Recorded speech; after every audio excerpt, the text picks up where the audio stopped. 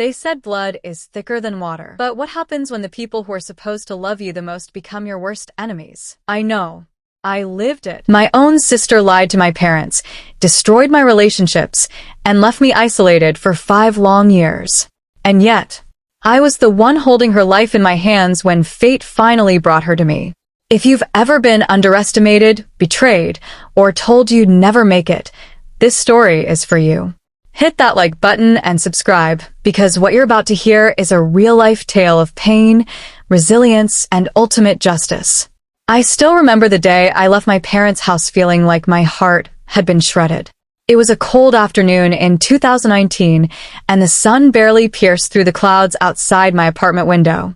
I had taken a short leave from medical school, not because I wanted to, but because my best friend, Laura, was dying. She'd been battling cancer for years, and the prognosis had just taken a turn for the worse. I wanted to be there for her, to sit by her bedside, to hold her hand and whisper that she was loved. I never imagined that stepping away for a few weeks would ignite a chain of betrayal that would fracture my entire family.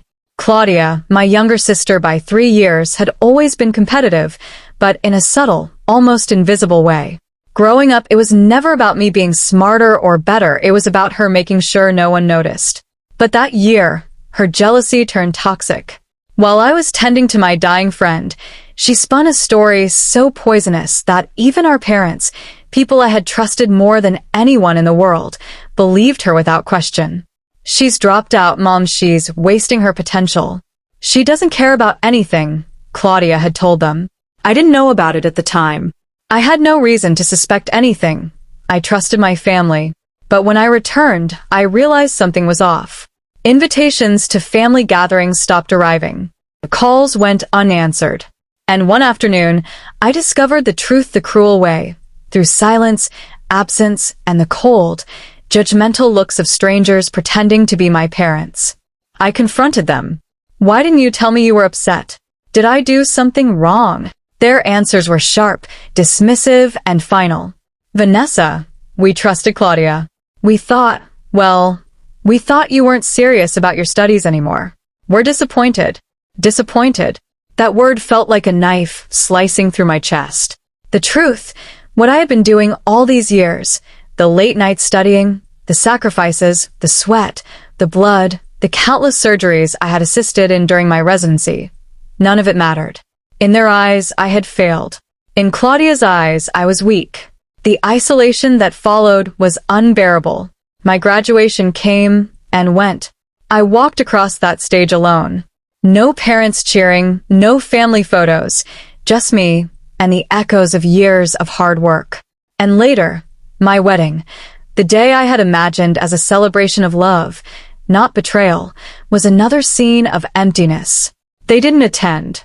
Not a call, not a text, just silence. Every night, I replayed the conversations in my head. How could she do this? How could they believe her? My room, once a place of comfort, became a cell of heartbreak. The walls seemed to close in on me. I lay awake, imagining Claudia's smirk every time my parents' absence reminded me of the betrayal. And yet, I did not crumble. That part of me, the part that had survived trauma surgery rotations at 3 a.m., the part that had watched lives hang by a thread and kept going, refused to break. But I will not lie. The anger burned. The helplessness, the betrayal, the injustice, it festered like a wound that refused to heal. I tried to reach out to my parents. Letters, phone calls, even an attempt to explain in person. Every time, it felt like I was banging my head against a wall. Every explanation was met with excuses, or, worse, silence. Claudia's lie had become a reality in their minds, and nothing I said could undo it. And so, I learned to live with the void. I buried my hurt under work, under determination, under every achievement I could accomplish on my own. Every late-night study session, every grueling residency rotation, every patient whose life I helped save was a brick in the wall I built around my broken heart. But Claudia, she was still out there, untouched by consequence, carrying on with life as if she had won. Little did I know life has a way of writing its own justice. And sometimes it delivers it in the most ironic and merciless ways. The years that followed were a strange mixture of triumph and torment. On the surface, I was becoming the kind of surgeon I had always dreamed of: precise, respected, relentless. But inside, I carried the ghost of betrayal with me. Every congratulatory email from colleagues, every patient who survived because of my hands, every award nomination, it all rang hollow without my family there to witness it. I moved cities, changed hospitals, and threw myself into work. Trauma surgery is a world of extremes. Life and death at the tip of your fingers, split-second decisions, chaos controlled by skill and focus. It was the perfect place to bury the hurt. Each emergency became a distraction. Each saved life a temporary bomb. Yet at night, when the adrenaline faded, the silence hit harder than any failure ever could. I remember one particularly difficult winter night in 2021. The ER was flooded with victims of a multi-car pileup during a snowstorm. The sirens, the chaos, the screams. It was relentless. And among the casualties, there was one woman whose injuries were unlike any I had seen before. She was critical, unconscious, her chances slim. I worked for 3 straight hours, hands numb from gloves and cold, heart racing in tandem with every monitor beep. And when it was over, when her pulse stabilized and the trauma team exhaled in relief, I sat in the break room and stared at the wall. For the first time in months, I allowed myself to remember what it felt like to be alone, truly alone.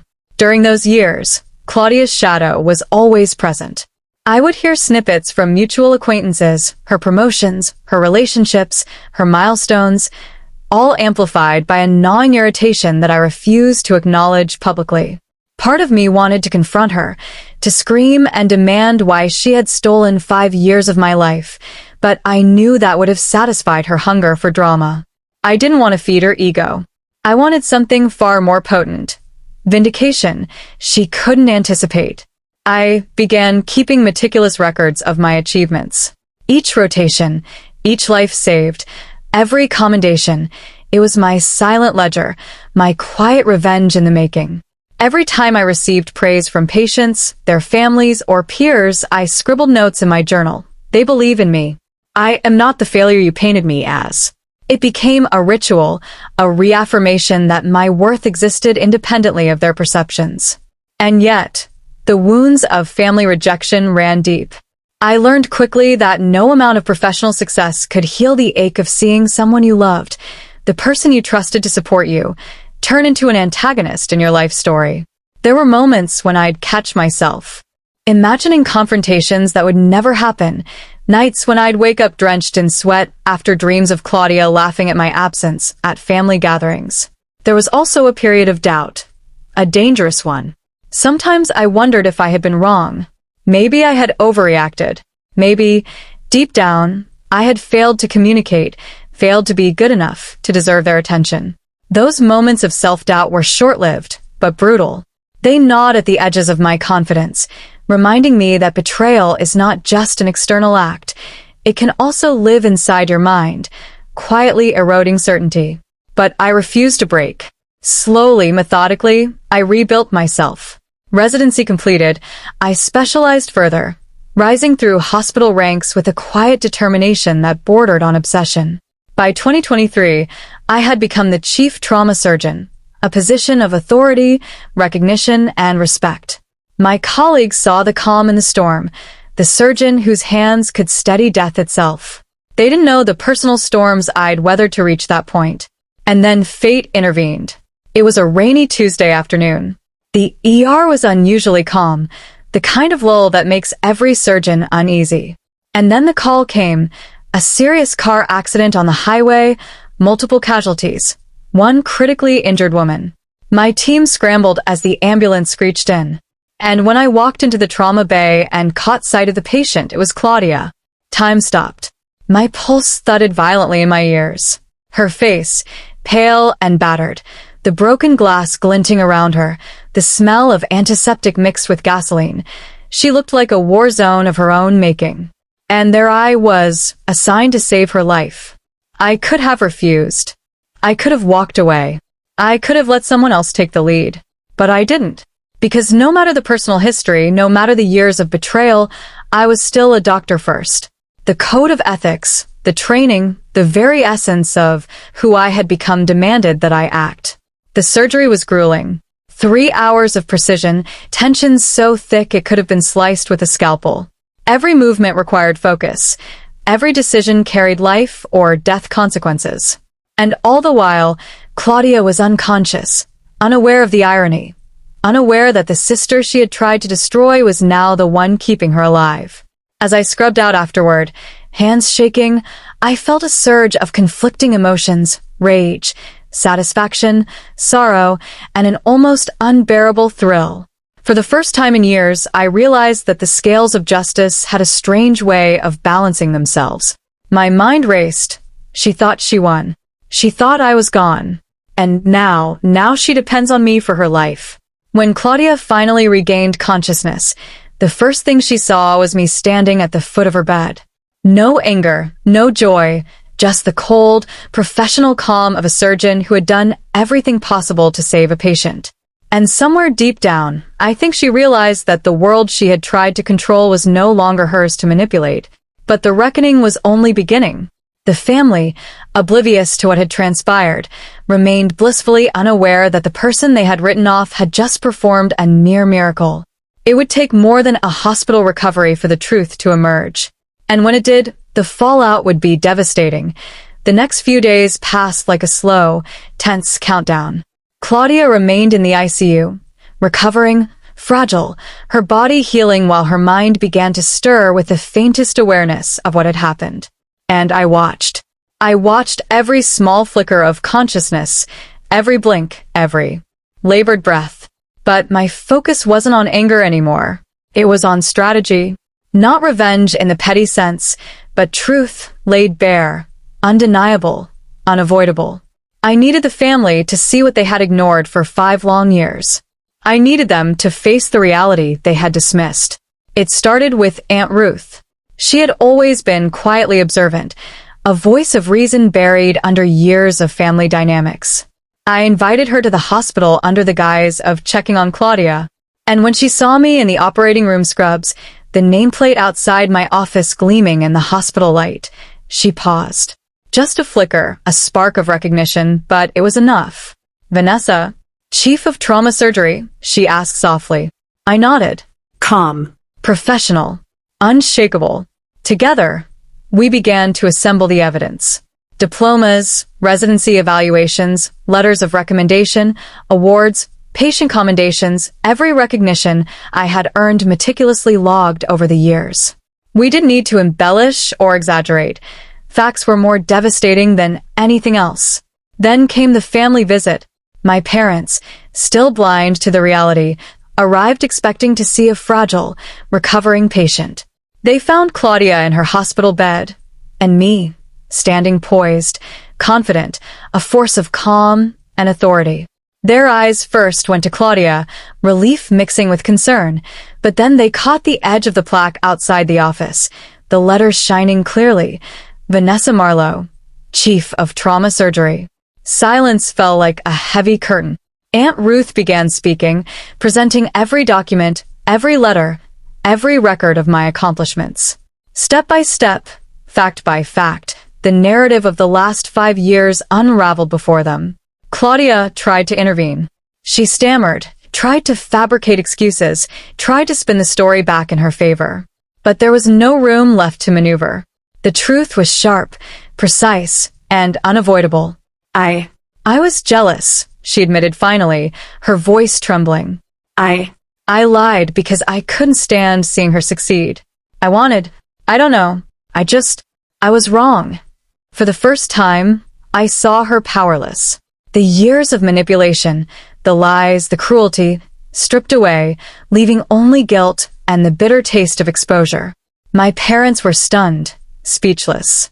I saw their eyes fill with a mixture of shock, regret, and shame. They had believed Claudia, ignored me, and now the reality was undeniable. And I did not shout. I did not scream. I did not cry. I simply stood there, letting the truth speak for itself. My calm, my composure, the undeniable record of my work. It was a verdict in itself. Claudia's admission hung in the air like a verdict. For the first time, she understood that control was an illusion, that envy could not bend reality, and that I had survived, thrived, despite her attempts to destroy me. I allowed my parents to process, to begin seeing me again. Not the daughter they thought they had lost, but the woman I had become. Slowly, cautiously, I began to rebuild those bridges, on my own terms. Forgiveness would take time, but acknowledgement had already begun. A month later, I stood at a hospital ceremony, receiving the Physician of the Year award. My parents were there this time. Their applause was tentative, hesitant, but genuine. And for the first time in years, I felt the full weight of what I had endured transform into pride. Pride in survival. Pride in mastery. Pride in the life I had built, independent of betrayal. Claudia, still recovering, watched quietly. No words were exchanged. No apologies were demanded. The lesson had been taught not with shouting, not with confrontation, but with calm resilience, undeniable success, and ethical strength. I realized then that true revenge is not measured in humiliation, but in living well, in thriving where they hoped you would falter. My life, my achievements, my resilience, they were the final, unassailable statement. And so, the family learned the cost of lies, the weight of envy, and the unbreakable spirit of the person they had tried to write off. And I chose to move forward on my own terms, protecting myself while slowly allowing room for healing. The past could not be erased, but the future was mine, and it was powerful, unshakable, and just.